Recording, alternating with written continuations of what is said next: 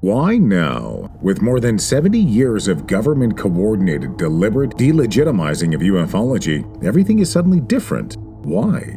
Well, that sound you hear might be a ticking clock, and a Central Intelligence Agency veteran may have just set the timer. Former CIA officer John Ramirez enjoyed a 25-year career inside the agency. He had his hands in everything from nuclear armaments to cryptography and cybernetics, some of the most significant and sensitive areas in the entire national defense arena. He is still bound by ironclad non-disclosure agreements for over 24 specialized areas he worked in that he can't even mention. But there is only one program he says he was refused access to, a secret Navy project at the highest levels. Ramirez couldn't reconcile the logical reason for refusing him access. For a man that could open almost any door, he only found one with no handle. He wondered if it had anything to do with his openness for being interested in ufology and listening to things like Coast to Coast AM. Ramirez has also been one of the most vocal and popular guests on the ufology podcast circuit, coupled with statements from individuals like Lue Elizondo, and suddenly the idea we are working with a hard countdown to some kind of disclosure might actually be true. Or it's a counterintelligence operation by two of the most approachable media-savvy former senior leaders from the bowels of the U.S. intelligence community. So, assuming that is not the case, I don't know what the truth is, but I know two men are telling very similar tales, and if we assume they are not lying, then perhaps we have a very serious issue to confront and social order to try and maintain. It's possible the cover-up can't continue because there's no longer any choice or ability for containment. It's clear the ongoing cover-up no longer hides the real problem. It is why the U.S. government officially acknowledged UAPs exist, albeit tepidly. An invite-only media briefing in mid-December on some of the main points from the 2022 Congressional UAP report revealed the new definition of UAP being used by the Defense Department's newly created AARO, the All-Domain Anomaly Resolution Office. They now label UAPs as Unidentified Anomalous Phenomena, which covers all aspects from orbs to transmedium vehicles. The 2022 report expanded its scope to include reports as far back as 1996 from the initial preliminary examinations that stopped at 2004. Now, why it stopped at 1996 isn't clear. It seems oddly arbitrary. However, eventually the Congressional UAP report will examine incidents as far back as the 1940s, a point in history that might have some of the most significant impact on our collective future. The U.S. government is serving up a word salad when it comes to UAPs in hopes you're hungry enough to eat it without checking what's in it. I read through the full UAP briefing to the media, and the government served up a salad bar worthy of an all-you-can-eat steakhouse. But as Ramirez points out, the government officially has no evidence these vehicles are transmedium or alien. But that is only based on the specific cases examined, several hundred, and how the encounters took place and the exact language used. When a pilot encounters a strange object, since no actual contact between them is made, it remains anomalous, not alien, which is fair. However, even if it was a flying cosmic space banana with green Martians hanging off the side shooting lasers, if there's still no actual contact, it remains classified as a mysterious nothing burger on paper, another anomaly. Historical context and terminology is key. Same with transmedium. If the specific case chosen to be examined doesn't involve transmedium events, or only using a singular view that doesn't cover the other mediums, well then the report can accurately say there is no evidence of transmedium vehicles, since technically they didn't see any, as it relates to the report. Which goes against statements from individuals like Jeremy Corbell and Lue Elizondo. Both have spoken openly about the existence of transmedium vehicles and the existence of technology that recorded it. Ramirez, like others, have said that part of the problem is that no one agency has the full picture or grasp on this issue, and the pipeline necessary to have enough of the right kind of multidisciplinarian scientists, like Dr. Travis Taylor, to analyze the multitude of data from so many sources, well, that's also a very real logistical staffing problem for understanding the issue. After all, it's still a bureaucracy, and there are jobs. Work has to be done, and you have to have the right people to do it. And don't forget, this was still too toxic an issue to even whisper about in scientific circles until only a few years ago. This is about moving the disclosure needle inch by inch. But as far as Ramirez is concerned, those minor movements, they may quickly turn to leaps and bounds. Now, John Ramirez, when he spoke to podcaster Martin Willis, he said that, quote, "People are aware in government of something happening, and there is limited time." The word got out within the government that they're showing up in 2027, and we better be prepared. And if not, there's going to be a lot of explaining to do. And so I think that dialogue has happened within inside the government, in certain areas inside the government, that we need to prepare. And that's why in 2017, that set a clock of 10 years. Ramirez says it echoes what people like Lue Elizondo have been telling people during his media rounds in 2022 to go get a hobby and come back in 5 years. That's 2027. Despite his retirement to the private sector, Ramirez said Elizondo still held an official role in helping move the current disclosure needle, which goes back to Elizondo's long history and expertise from his time in the Pentagon. Elizondo is a counterintelligence master. He is one of the people you take off the shelf and you throw into a country to foment or put down a revolution. His background suggests that he is the key master for swaying a population to either stabilize or destabilize a government. So it is a very interesting and very specific coincidental time frame from both men.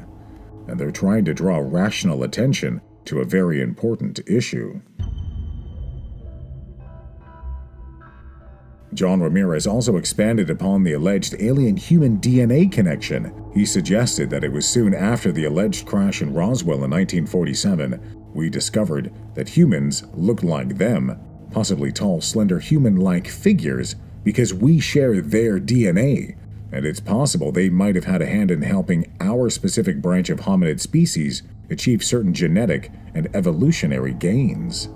Ramirez says it is possible that these beings, more than one kind, could be interdimensional or ultra-terrestrial. That means living here on Earth among us, just more advanced and older than we are, possibly even with their own bases on the Moon or on Mars, which might align with the countless Apollo, Mercury, and space shuttle astronauts who have all reported seeing strange objects in or around the Moon, the space station, traveling through space, or in orbit. Now, Ramirez doubts they might be traversing the 39 light years necessary to make it from somewhere like Zeta Reticuli, making the hypothesis that these things originate much closer to us, far more practical. It also makes sense. If you want to hide your origins, you may want to promote the idea that you come from somewhere else, not around the corner. Remaining beneath the surface of the vast ocean water that envelops its entire planet would allow an advanced species to survive any global cataclysm unscathed, and they could do so for eons. So when it comes to what humans know today, if there is knowledge there is something in the oceans, perhaps this goes back to the secret Navy program John Ramirez was not allowed to see, the only one in his 25-year career. It also aligns with decades worth of sonar operator reports that they've been encountering objects moving faster than they can detect for as long as sonar has been in the silent service. Today's reports say they can go faster than Mach 1, while there are reports that our technology can duplicate things moving underwater at that speed. They've been detecting them a lot longer than we've been apparently able to build them. Ramirez says full disclosure is not about acknowledging reverse engineering, it is about acknowledging full contact. And he hints another nation is already doing it. But where is the proof? John Ramirez was asked if he knew something that could definitively end the doubts people have around the legitimacy of the UAP phenomenon. Without hesitating, the retired CIA veteran gave an unequivocal yes. But he said he was bound by secrecy and could not disclose it. But he was seemingly confident this one smoking gun would be a game changer for all of society. But this one thing is something I actually absolutely saw with my own two eyes. And I know the background of it, I know the history of it, and I can't reveal that.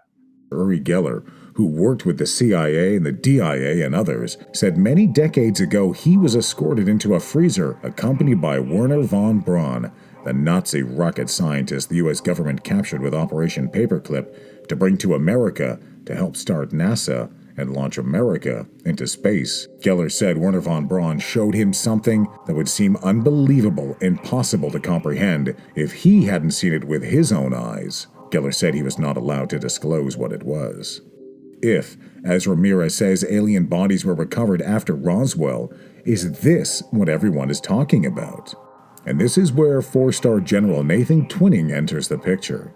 He ran the Joint Chiefs of Staff. The general said on his deathbed in the 1960s that the crash at Roswell in 1947 was real and the military recovered dead bodies and a live one. He even allegedly communicated with one of them telepathically. At the time of the crash, he was working for then-top General Dwight Eisenhower, a man whose job he would later take when he became president. Eisenhower allegedly oversaw the transport of Roswell's materials and bodies to Wright-Patterson Air Force Base, where General Twining was already working on secret weapons programs at the time. A few years later, Eisenhower was allegedly part of secret meetings that would change the course of humanity. In 1954, 2 years after the famous UFO swarming over Washington, D.C., now President Eisenhower allegedly met with a group of pale-skinned entities who wanted to share technology if we were willing to give up nuclear weapons, something that caused destabilization across the electromagnetic spectrum where other entities exist. Eisenhower allegedly said no. Later that year, Eisenhower allegedly met with another group of entities called the Greys at Holman Air Force Base, where he allegedly brokered some kind of a deal allowing them to do things like cattle mutilations and human abductions as long as the humans are returned safely. Now, it's worth noting that Brandon Fugel, who owns Skinwalker Ranch, says there'd be more than 10,000 documented cattle mutilations in just the last couple of decades alone, with no arrests and no evidence as to who's doing it or why. Noted UFO author Nick Redfern writes there are reports that the alleged black helicopter program might be linked with monitoring humans that are abducted by these non-human intelligent entities, wherever they originate from. And the reasons, well, that might go back to what Ramirez has been saying.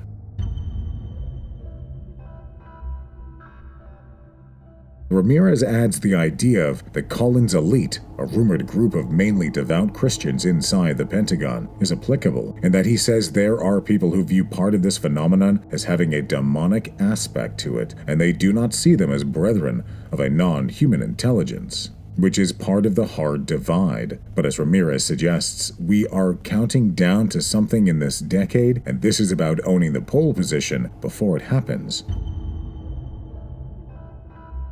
Dr. Edgar Mitchell allegedly emailed John Podesta at the White House in 2009 at the beginning of the Obama administration about the existence of entities in our solar system and the alleged desire to trade us their technology in exchange for us giving up nuclear weapons. Mitchell asked to meet with President Obama and bring a representative who would also speak about what the Vatican knew about non-human intelligence and UFOs. Podesta agreed to the meeting, but it seemingly never happened. A few years later, according to WikiLeaks email disclosures, Podesta was part of discussions coordinating the creation of Catholic organizations designed to sway public opinion and social morals in America that aligned with the Catholic Church. Then, a short time later after that, at the end of the Obama administration, he was working feverishly to try to get access to those UAP videos for the public. The point is, everyone involved in this has a very complex narrative behind them, often with outside interests involved, angles, and crossovers attached, that makes this issue even more political, complex, and confusing. But if what Ramirez and Elizondo are suggesting might be true, it won't be long now before we all find out how this phase of humanity ends, and a new paradigm might begin. Or it's all just a bunch of BS schemed up by the military-industrial complex to create an elaborate global scare scenario to increase defense spending to an uncontained limit, and the establishment of a digital new world order built on social credit scores and the quality of your DNA and socioeconomic positioning, kind of like it's always been. Lue Elizondo has a book coming out very soon. He says when you read it, all will become clear. So, I guess we're all waiting for that as well. We'll see which comes first.